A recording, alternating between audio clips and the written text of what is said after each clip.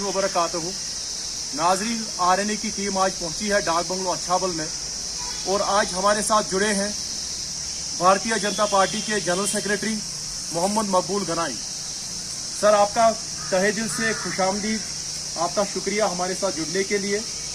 तो आपने अपने बिजी शेड्यूल से टाइम निकाल के हमारी सराहना की, इसके लिए आपके हम तहे दिल से शुक्रगुजार हैं।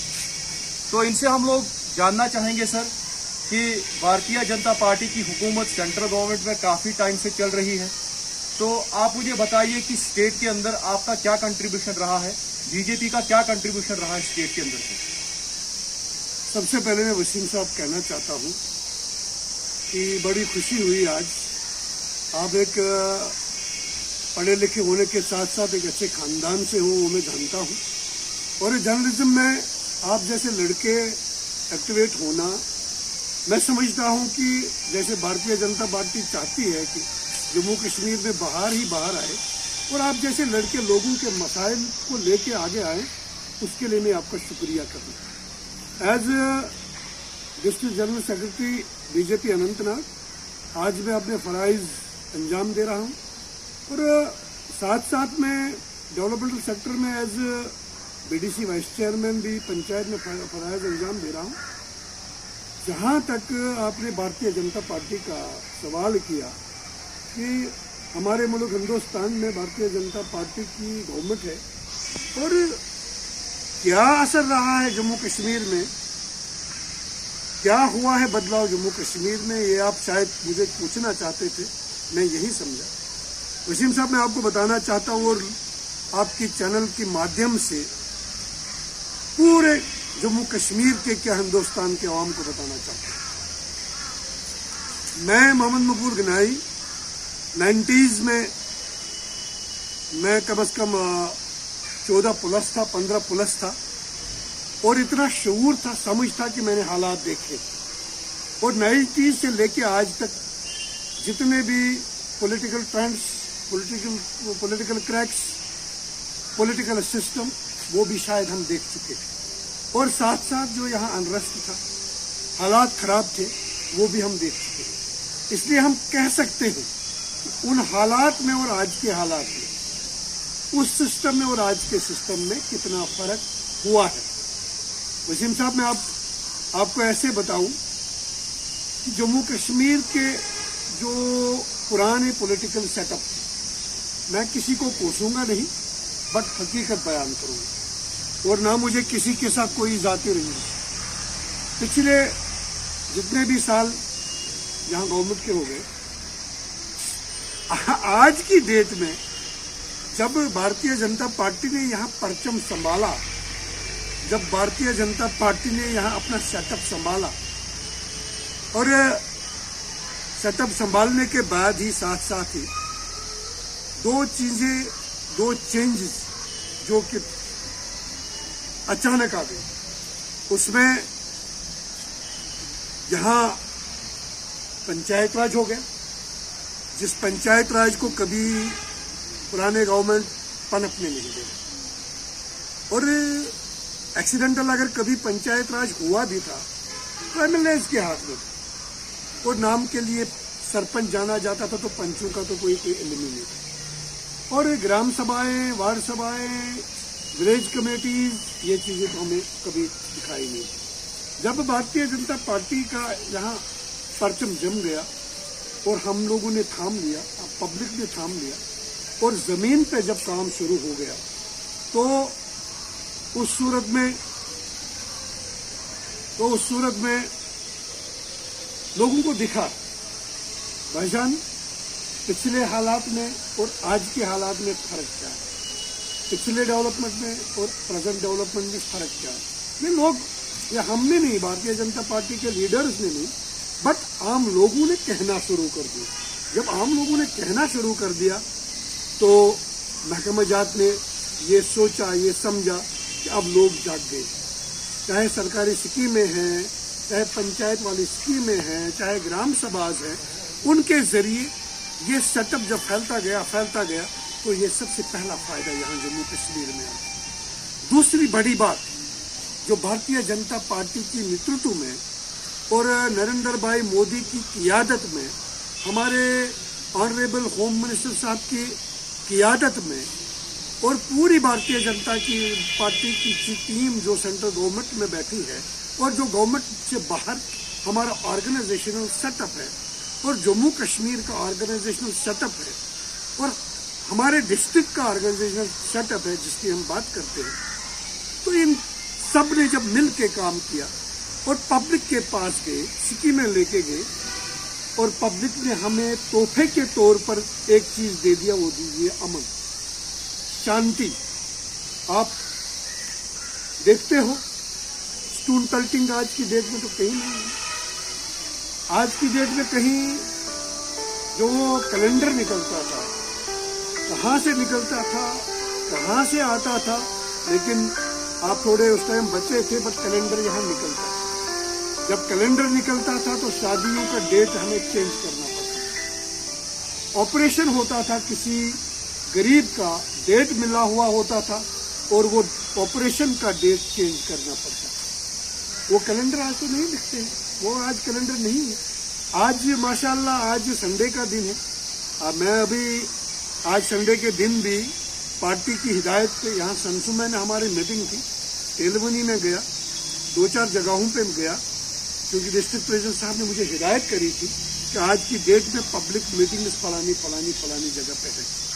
और मेरे साथ मेरी मिसेज जो बीडीसी चेयरमैन भी है, उसको भी मैंने अपने साथ लिया। लोगों से मिले, मिल के वापस आए और आप लोगों से मिले, आप लोगों ने इस्तदा की पब्लिक के लिए आप लोग क्या करते हो और क्या करना चाहते हो। तो जब ये लोगों ने तोहफा दिया अमन का, कैलेंडर खत्म हो गए, हड़तालें खत्म हो गई, ये जो आम इंसान की दिक्कत रोज बरोज होती थी ये सारी खत्म हो गई। और इस खत्म होने के साथ साथ ही आम लोगों ने और उन पॉलिटिकल लीडर्स ने, जिन पॉलिटिकल लीडर्स ने यहाँ पे ये अनरेस्ट खड़ा किया था, उन्होंने भी चैन का सांस ले लिया। उन्होंने भी अपने बिस्तर में अच्छे से नींद की और आम इंसान ने अच्छे से नींद की।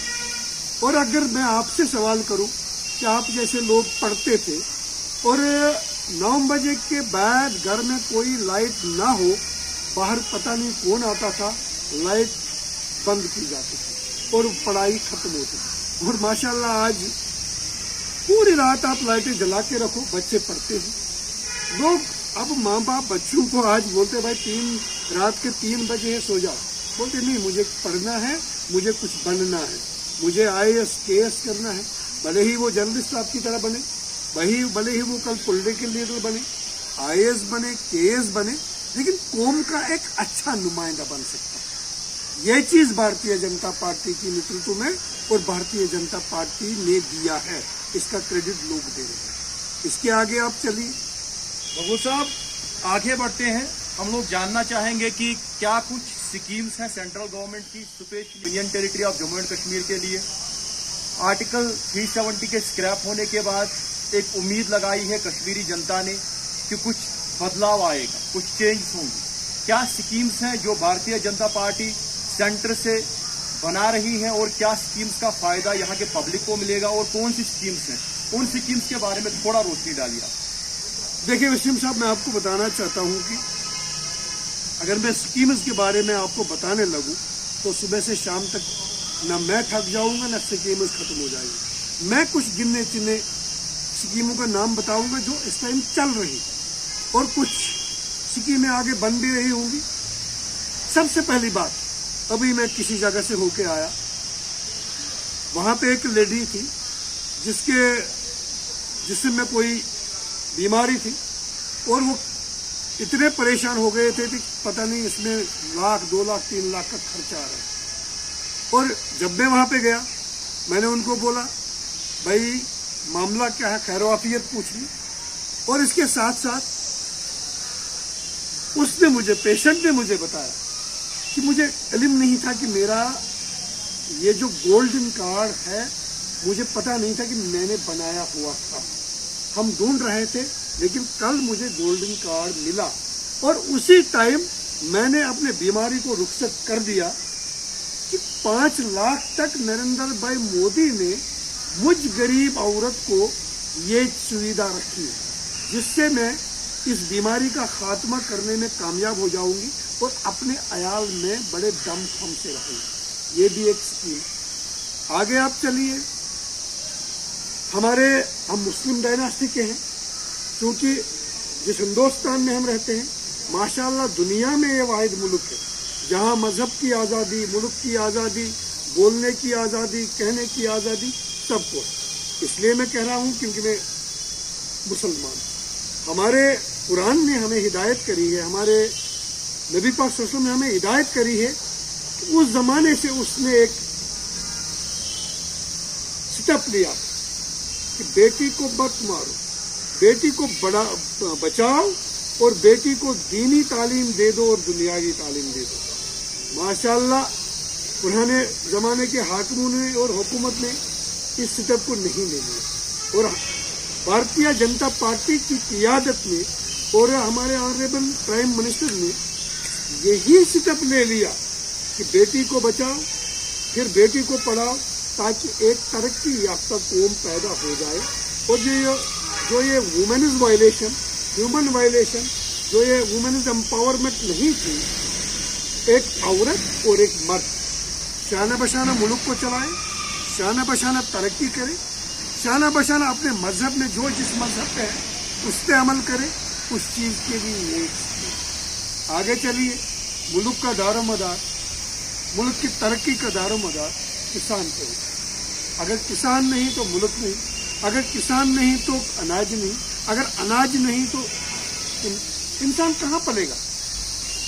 तो बाहर से अनाज लाना पड़ेगा, तो मुल्क में गरीबी बढ़ेगी और मुल्क का पैसा बाहर चला जाएगा। उस किसान के लिए किसान सम्मान निधि स्कीम, और हर साल हर किसान को, चाहे छोटा हो या बड़ा, 6,000 रुपया 3 किस्तों में पहुंच जाए। और जो मेरे बाप को तो पता ही नहीं, वो तो इस दुनिया से चले गए, और मैंने भी कभी नहीं सुना है कि किसान निधि स्कीम कभी हुआ करती थी। इसके आगे आप हमारा हॉर्टिकल्चर सेक्टर, जम्मू कश्मीर में, स्पेशल कश्मीर में हॉर्टिकल्चर सेक्टर पे और एग्रीकल्चर सेक्टर पे ही हम डिपेंड करते हैं। हॉर्टिकल्चर स्कीम में बागों का इंश्योरेंस, फ्रूट का इंश्योरेंस, और हर किसी जो सेब का दरख्त हो या किसी भी फ्रूट का दरख्त हो, उसका मेडिकली चेकअप, हॉर्टिकल्चर के जरिए उसका मेडिकली चेकअप कि ये कभी खुदा न खास्ता नुकसान ना दे। और कोशिश यही कि इस ग्रोवर को ज़्यादा से ज़्यादा फसल बने, ज़्यादा से ज़्यादा पैसा आए, ज़्यादा से ज़्यादा पैसा जब आएगा तो ये मुल्क में आएगा, तो हर गली हर गांव तरक्की करेगा, तब जाके स्टेट हमारी तरक्की करेगी और तब जाके हम देश की तरक्की में हिस्सेदार और भागीदार बन सकते हैं। इसके आगे आप चलिए। तो मकबूल साहब, मैं जानना चाहूँगा कि सेंटर की एक बहुत बड़ी स्कीम है जिसका तो हर घर में चर्चा होता है, SBM, स्वच्छ भारत मिशन। स्वच्छ भारत मिशन में बहुत सारे इकदाम गवर्नमेंट ने उठाए स्वच्छता के रिलेटेड, स्वच्छता के बारे में। तो आप SBM के बारे में मुझे बताइए कि वो स्कीम जो है वो लॉन्च तो हो चुकी है, किस फेज़ में है, और उसका प्रॉपर इम्प्लीमेंटेशन इम्प्लीमेंटेशन हो रहा है, वो क़याम अमल में लाई जा रही है बराबर या नहीं, इसके बारे में बात कीजिए। देखिए वसीम साहब, मैं आपको बताना चाहूँगा कि हज़रत अल्लामा डॉक्टर सलमान इकबाल ने एक शेर बताया। जब हम पढ़ते थे, हम दीवारों पे हमें लिखवाया करते थे, सफाई निस्फ ईमान है, और स्वच्छ भारत निस्फ ईमान सीखने वाली है हमारे लिए। और स्वच्छता, जब तक स्वच्छता घरों में न हो, जब तक स्वच्छता गाँव में न हो, जब तक स्वच्छता माहौल में न हो, जब तक स्वच्छता स्टेट में न हो, मुल्क में न हो, तब तक आप सेहतमंद कौम बनाने में बड़ी दिक्कत पाओगे। जहां आपने SBM की बात की, स्वच्छ भारत मिशन, ये हमारे ऑनरेबल प्राइम मिनिस्टर साहब ने सब स्कीमों से बहुत बेहतरीन और बड़ी स्कीम दे दी। स्वच्छता से ही अच्छाई है, स्वच्छता से ही सफाई और स्वच्छता से ही खदजान से, और हर कोई इंसान मनपसंद चीजें और साफ शिफाफ चाहता। इसी एसबीएम स्वच्छ भारत मिशन के तहत एक रूरल डेवलपमेंट में एक स्कीम लॉन्च की गई जिसका नाम ही एसबीएम रखा गया। और इस एसबीएम का मतलब क्या है? जब हमारे ऑनरेबल प्राइम मिनिस्टर ने ये देखा, ये परखा कि गरीब लोग या एक स्टेट से दूसरे स्टेट में आए हुए लोग जब रात भर सो के सुबह जब उठते थे और खुली जमीन में ये पेशाब चाहे छोटा हो चाहे बड़ा हो करने के लिए मजबूर, तो एक तो पसंद नहीं लगा, पेशाब करने वाले को भी ये चीज पसंद नहीं थी और देखने वाले को भी ये परेशानी थी। और आगे जाके कौन कौन सी बीमारियां इस एरियाज में पैदा होती थी उनका भी पता नहीं चलता। जब तक ये छोटे बच्चों पे असर करता था, हैवानों पे असर करता था, इंसानों पे असर करता था, बेसिक हमें पता ही नहीं लगता था कि रूट काज है क्या। इस चीज को कैसे खत्म किया जाए, तो एसबीएम स्कीम लॉन्च की गई रूरल डेवलपमेंट। उसमें हर घर जिसको ये लेटरिन पॉइंट या लेटरिन वॉशरूम पॉइंट तामीर करने के लिए पैसे नहीं थे, सरकार ने पहले फेज में पिछली सरकारों ने ऐसे कोई 500 या 700 रुपये कुछ देते थे कमोड के लिए, वो लगता था नहीं लगता था कोई परेशान हाल नहीं। लेकिन भारतीय जनता पार्टी का क़याम अमल जब से अपने हमारे मुल्क में आया, साथ साथ हमारे जम्मू कश्मीर में आया, इन्होंने 12,000 रुपया हर घर के लिए मुश्तस कर दिया। अब ये 12,000 रुपया अकाउंट में देके तो कोई परेशान हाल नहीं होगा, ये चीज नहीं है। सबसे पहले रूरल डेवलपमेंट के जरिए जियो टैगिंग होती है कि यहाँ पे ये बनानी जरूरी है, और जब उसका प्लिंथ लगता है और जियो टैगिंग होती है, और जब ये बनता है जियो टैगिंग होती है, और फेज वाइज पैसा उसके अकाउंट में जाता है। और जब लास्ट फेज 2,000 रुपया ऐसा कुछ बंद रहता है, तब जाके दरवाजा चेक किया जाता है, नलका चेक किया जाता है, क्या इसमें पानी है ये चेक किया जाता है, और लास्ट वाली पेमेंट उसी घर वाले को दी जाती है जिसके पास ये बनाने का कोई जरिया नहीं। हो गए ये घर में कि घर वाले बाहर निकल के पेशाब करते थे और अपने माहौल को खराब करते थे, तो इस चीज से उस घर की साफ सफाई, उस घर के औरतों की इज्जत, मर्दों की इज्जत ये बनी रही, और बीमारी उस घर में, उस आंगन में नहीं आई, छुट्टी हो गई। और इसके आगे एसडीएम अब माहौल वाली बात है, चलो मेरे घर में बना, किसी के घर में बना, बट जो बाहर से मुलाजिम आता है, बाहर से कारोबारी आता है, बाहर से काम करने वाला आता है, ड्राइवर आता है या कोई भी आता है, अब ये गांव में आके कहाँ पे स्वच्छता इस्तेमाल करेगा?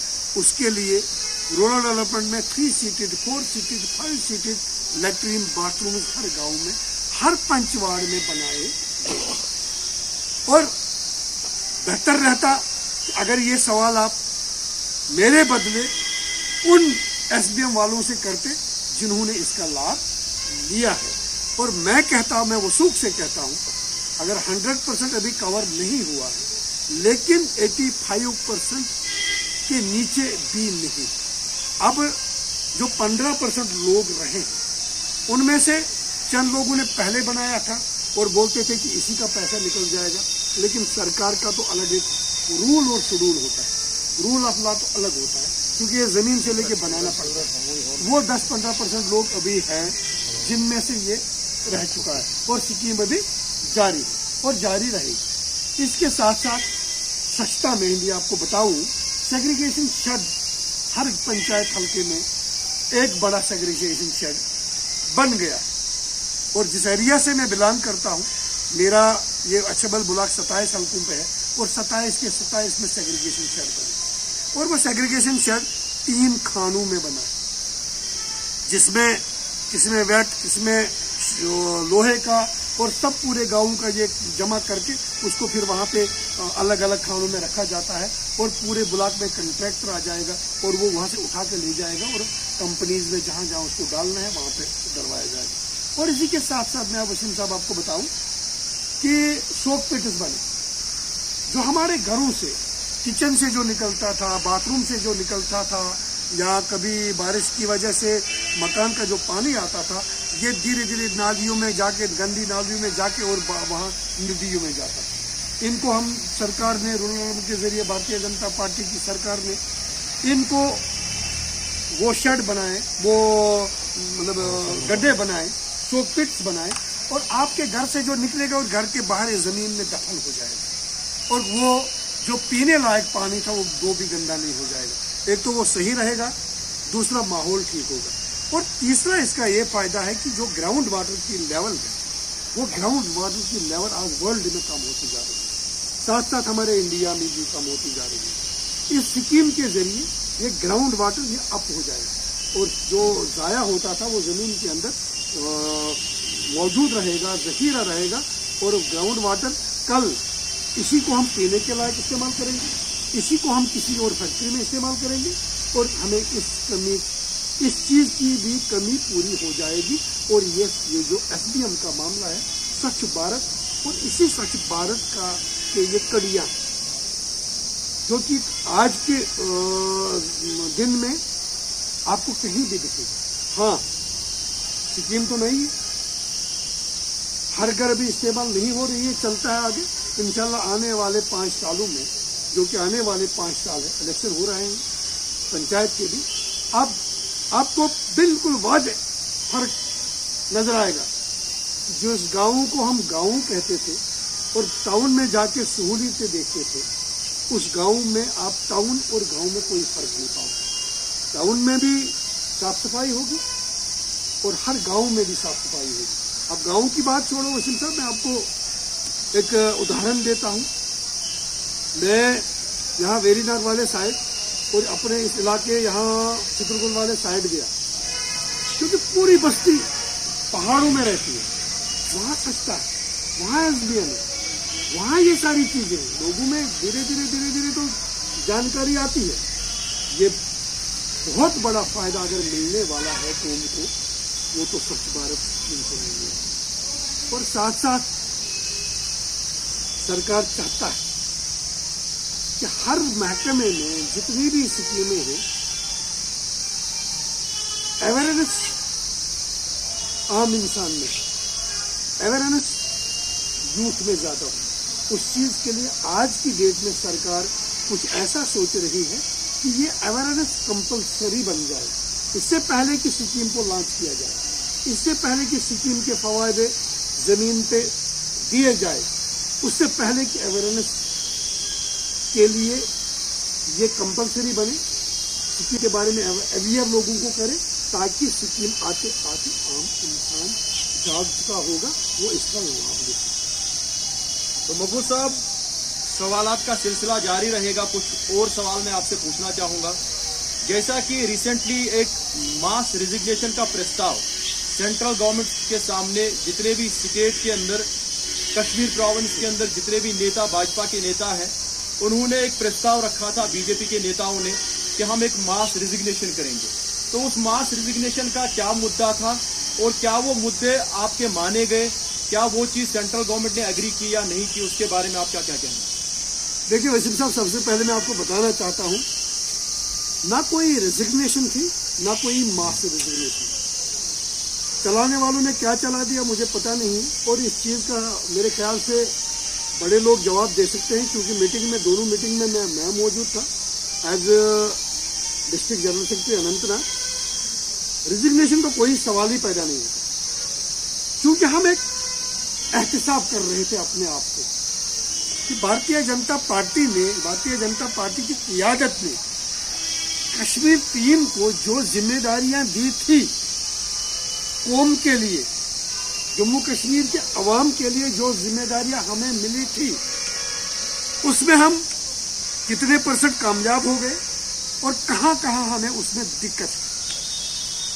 जितने % हम कामयाब हो गए, हम चाहते थे कि अपनी सरकार को हम बताएं, अपने स्टेट वाली क़ियादत को हम बताएं, दिखाएं कि एज कश्मीरी बीजेपी लीडर जो आप लोगों ने हमें जिम्मेवारियां दी थी, हम इन जिम्मेवारियों में कितना कामयाब हुए हैं और कहाँ कहाँ हमें दिक्कत आ रही है कि अपनी जिम्मेदारी निभाने में, जो कि लोगों के तय डेवलपमेंटल सेक्टर्स को, और उन दिक्कतों को हम इकट्ठे जमा करना चाहते थे। और हम लोगों ने अपना रिपोर्ट कार्ड भी तैयार किया और वो दिक्कतें भी जमा की। तो उन दिक्कतों को हमने अपने पार्टी, हमारे क़यादत में, कश्मीर टीम की क़यादत में, अपने स्टेट टीम की क़यादत के सामने रख दिए। जनाब, आप लोगों ने जो जिम्मेदारियां हमें दी है, आज तक हमने ये जिम्मेदारियां इतनी जिम्मेदारियां फुलफिल की है।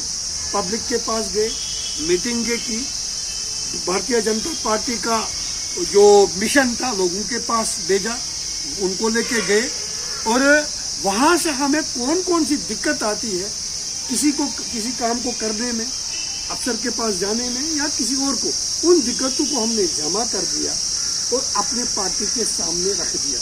माशाल्लाह, हमारे पार्टी के प्रेसिडेंट रविंद्र रैना जी ने उसे खुल के बताया, जहां भी जम्मू कश्मीर में नहीं, मुल्क के किसी भी हिस्से में बीजेपी वाले लीडर को कोई भी प्रॉब्लम होगी, उसकी क़यादत उसको फॉलो करे।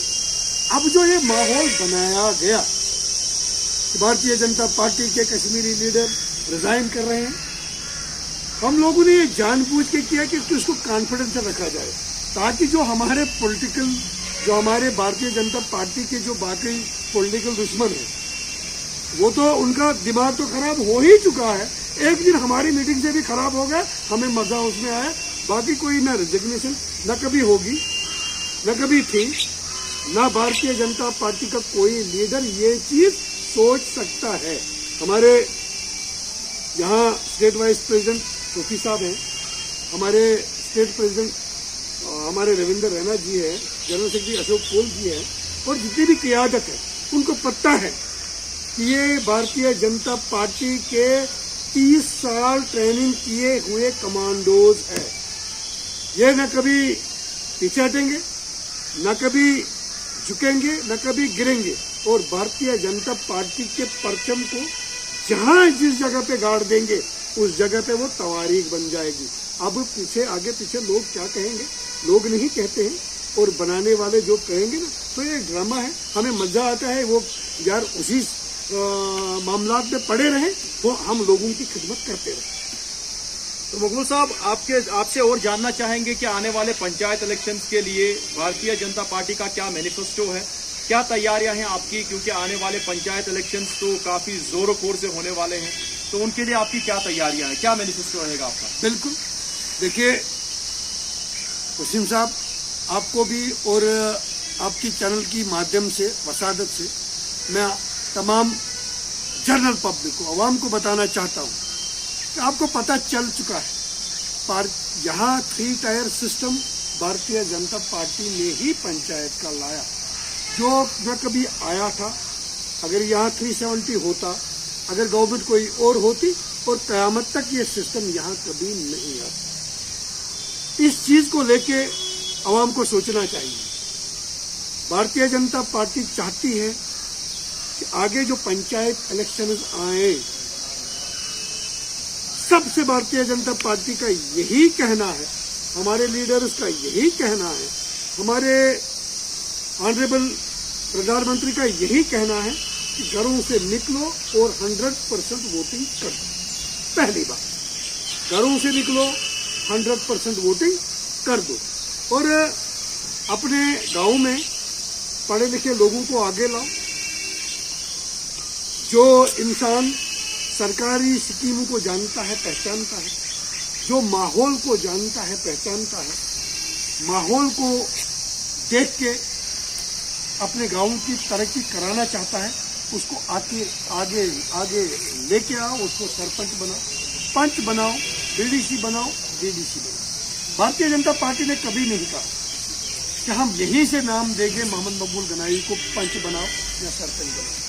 भारतीय जनता पार्टी कहती है, जितने भी हमारे भारतीय जनता पार्टी के लीडर्स हैं, जितने भी वर्कर्स हैं, इनको हिदायत है कि आप कूद जाओ, लोगों को निकालो पंचायत इलेक्शन के लिए, और हमें भी ये इम्तिहान है। भारतीय जनता पार्टी की क़यादत ने हमें भी इम्तिहान में डाला है। हमारा भी ये इम्तिहान लेना चाहते हैं कि अगर इन्होंने काम अच्छा किया है, ये पंच जीत के आएंगे, सरपंच जीत के आएंगे, बीडीसी जीत के आएंगे, डीडीसी जीत के आएंगे। और कभी भारतीय जनता पार्टी ने आवाम को ये नहीं कहा है कि किसी को वोट नहीं डालना, भारतीय जनता पार्टी को वोट करना। हाँ, इतना मेरा भी कहना है और मेरी सरकार का भी कहना है और हमारे लीडर्स का भी कहना है। भारतीय जनता पार्टी की क़यादत को, काम को, लीडर्स को परख लो। आप लोगों ने परखा है, परख लो और पिछले हुकूमतों के कामकाज को परख लो और भारतीय जनता पार्टी की सरकार के कामकाज को परख लो और उस परखने के बाद वोट कर दो। अगर वाकई भारतीय जनता पार्टी वोट का हकदार है, लोगों को अमन दिया है, शांति दी है, लोगों को स्कीम्स दी है, बच्चे को पढ़ाई दी है, बूढ़े को अच्छाई दी है, जवान की सेहत की, जवान को आगे पीछे चलने फिरने की जमानत दे दी है, कारोबारियों को कारोबार करने की जमानत दे दी है। अगर यहाँ पे बिजनेस आज हो रही है, अगर टूरिस्टों को यहाँ आने की जमानत मिली है और रहने की जमानत मिली है, तो भारतीय जनता पार्टी को वोट का हक है। ये मैं आवाम से कहता हूँ, परखना तो आवाम ने है, बोलना तो हमने, आपके जरिए, कल प्रोग्राम के जरिए, और परखना आवाम ने है। अगर पिछली जो गंद यहाँ पे थी, आम इंसान को पता नहीं था सरकार क्या होती है और सरकारी स्कीमें क्या होती है। अगर ये आज आप एक अनपढ़ इंसान से पूछोगे, एक उम्र रसीदा इंसान से पूछोगे, वो आज ग्राम सभा जानता है, वो आज वार्ड सभा जानता है, वो आज नरेगा जानता है, वो आज कैपेक्स जानता है, वो आज सीडी पंचायत जानता है, वो आज पीडीसी फंड जानता है, वो आज डीडीसी फंड जानता है, वो आज कोई भी स्कीम जानता है, चाहे उज्ज्वला स्कीम हो, चाहे और कोई स्कीम हो। ये आज मेरी माँ, बहन, बूढ़ी, छोटी बड़ी आज ये जानती है, जो आज तक कभी कोई जानता नहीं था। ये दिल्ली से लेके पैसा आता था, जैसे हमारे ये जो प्राइम मिनिस्टर थे अटल बिहारी वाजपेयी, उसकी एक मिसाल थी। वो बोलता था कि दिल्ली से रुपया निकलता था, वो घिसते 25 पैसे जम्मू कश्मीर के आवाम के पास पहुंचती थी। वो घिसना क्या था? वो घिसना यही था, स्कीम्स के जरिए पैसा लाया जाता था और घिसते अपने जेब भरते अपने लीडरों के जेब भरते आवाम के पास 25 पैसा पहुंचा। आज वसीम साहब आप देखिए, आज किसान के लिए पैसा दिल्ली से निकल के अकाउंट में, आज हमारी बेवा के लिए दिल्ली से निकल के पैसा अकाउंट में, आज हमारे नरेगा मजदूर के लिए दिल्ली से निकल के पैसा अकाउंट में। आज कोई भी चीज आप ले लीजिए, आज ट्रांसपेरेंसी है। इसीलिए ये जो आने वाले पंचायत हैं, इसमें भारतीय जनता पार्टी दिन दुगनी रात चुगनी हिफाजत करके लोगों को अवेयर करेगी और पंचायत यहाँ करेगी। और इंशाल्लाह मैं वसूख से कहता हूँ कि अवाम आज भारतीय जनता पार्टी के ही पंचों और सरपंचों को चुनेगी, क्योंकि उनको लगा कि इनके जरिए से ही हमें फायदा मिला। अवाम आज भारतीय जनता पार्टी के ही लीडरों को बीडीसी बनाएगी, डीडीसी बनाएगी, आगे एमएलए और एमपी बनाएगी। ये मैं शऊर अवाम में आज देख रहा हूं। इसलिए आने वाला पंचायत राज इलेक्शन सरकार आज इस पे फोकस कर रही है। वोटर लिस्ट तैयार हो गई और ये एडिशन डिलीशन आज चल रहा है, पंचायत के हवाले से भी और पार्लियामेंट के हवाले से भी। इसका मतलब तो सीधी सी बात है, यहाँ भारतीय जनता पार्टी की सरकार पंचायत राज कराना चाहती है और सेल्फ गवर्नमेंट और गवर्नेंस लाना चाहती है। जैसे हम बोलते हैं जिजरा, हमें अपने स्टेट की गवर्नमेंट चाहिए, स्टेट की गवर्नमेंट बहुत जरूरी है। मैं भी मानता हूं कि गवर्नमेंट होनी चाहिए और बननी चाहिए और बनेगी, लेकिन ये कोई नहीं कहता है जो कि सेल्फ गवर्नमेंट है ये पहले होनी चाहिए। और भारतीय जनता पार्टी चाहती है कि पहले सेल्फ गवर्नमेंट होनी चाहिए, गाँव की गवर्नमेंट होनी चाहिए, घर की गवर्नमेंट होनी चाहिए तो फिर स्टेट की तो बननी ही बननी है। इसलिए मैं आपकी वसादत से लोगों को भी बताना चाहता हूं कि पंचायत इलेक्शन आने वाले हैं। भारतीय जनता पार्टी की क़यादत ने हमें जिम्मेदारियां दी है। मैं आज इतवार के दिन भी वही जिम्मेदारी निभा रहा हूं। पंचायत इलेक्शन में जोक दर जोक आप निकलना, वोट करना और अच्छे अच्छे लोगों को, पढ़े लिखे लोगों को पंच और सरपंच बनाना, ताकि ये जो सेल्फ गवर्नमेंट है ये अच्छे से चले। तो नाजरीन, हमारे साथ जुड़े हैं अभी general secretary Bharatiya Janata party Anantnag Mohammad मकबूल गनाई। तो इनसे हमने गुफ्तगू की। इनसे एक आखिरी सवाल पूछेंगे हम कि मकबूल साहब, क्या मैसेज रहेगा आपका, पहले तो अनंतनाग की जनता के लिए, फिर स्टेट की जनता के लिए, और जहां तक हमारी आवाज पहुंचेगी इस चैनल के माध्यम से, उनके लिए आपका एक आखिरी मैसेज क्या रहेगा, वो बताइए। मैं आपकी चैनल की वसादत से मैं पहले अपने जम्मू कश्मीर की आवाम को, खासकर जम्मू कश्मीर के आवाम में जो यूथ है, जो पढ़े लिखे यूथ है, उनको यही मैसेज देना चाहता हूं कि हम अल्लाह ताला की फजल करम से और बुजुर्गों की दुआ से और भारतीय जनता पार्टी के मिशन से और नरेंद्र भाई मोदी जो हमारे ऑनरेबल प्राइम मिनिस्टर है, उसकी अनथक मेहनत से बुरे वक्त से निकल के अच्छे वक्त में आ गए। हालात खराब होने जहां थे, वहां से आज अच्छे माहौल में हम जिंदगी गुजार रहे हैं। मेरी यही गुजारिश रहेगी कि अमन को जितना बढ़ावा दे सकते हो, अमन को बढ़ावा दे दो। और तकरीबकारी के जितने भी अकसाम हैं, भले वो किसी भी टाइप के, मिलिटेंसी वाले टाइप के हैं या किसी और टाइप के, उस चीज को इग्नोर कर दो, अपने एरिया से दफा कर दो। और इससे भी बड़ी बात है कि जम्मू कश्मीर में आज ये जो ड्रग्स की बीमारी, जिस ड्रग्स ने जम्मू कश्मीर के नौजवान को, चाहे वो पढ़ा लिखा हो या अनपढ़ हो, अपने लपेट में लेना चाहती है, इस ड्रग्स को आप परख लो, जांच लो। ये भी एक मिलिटेंसी का एक रास्ता है, क्योंकि इसकी कहानी भी कहीं तार कहीं जुड़े। मैं आवाम को बताना चाहता हूं, अमन के खातिर काम करें और ड्रग्स के खिलाफ काम करें, ताकि हम जम्मू कश्मीर को उस जन्नत बेनज़ीर की जो मिसाल थी, उसमें थोड़ा इजाफा करके दुनिया में ये मिसाल हम और एक बार कायम करें कि हम उस कश्मीर के वासी हैं, हम उस देश के वासी हैं जहां ऋषि मुनि पलते थे, जहां अमन पलता था, जहां प्यार पलता था, जहां बहार पलता था।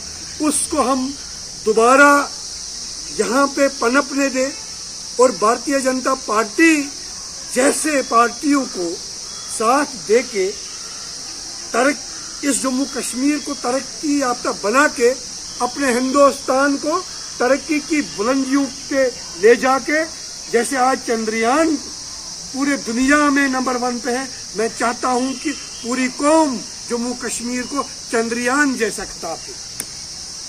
तो नाजरीन, हमारे साथ जुड़े थे मोहम्मद मकबूल Ganai, general secretary Bharatiya Janata party Anantnag. Sir, आपका बहुत शुक्रिया, आप हमारे चैनल के साथ जुड़े। आपका तहे दिल से एक बार फिर खैर मकदम भी और आपका शुक्रिया अदा करना चाहते हैं। आपने अपना टाइम निकाल के हमें दिया। हम लोग एक बार फिर आपका होस्ट और दोस्त वसीम कादरी आरएनए के सेट से एक बार फिर आपसे मुखातिब होके ये बताना चाहता हूं कि आज हमारा एक कन्वर्सेशन रहा। जनरल सेक्रेटरी मोहम्मद मकबूल गनाई भारतीय जनता पार्टी डिस्ट्रिक्ट अनंतनाग के जनरल सेक्रेटरी हैं, उनके साथ हमारी ये गुफ्तगू रही। और आप लोगों का हमारे साथ जुड़ने के लिए शुक्रिया। और मकबूल साहब, आपका एक बार शुक्रिया।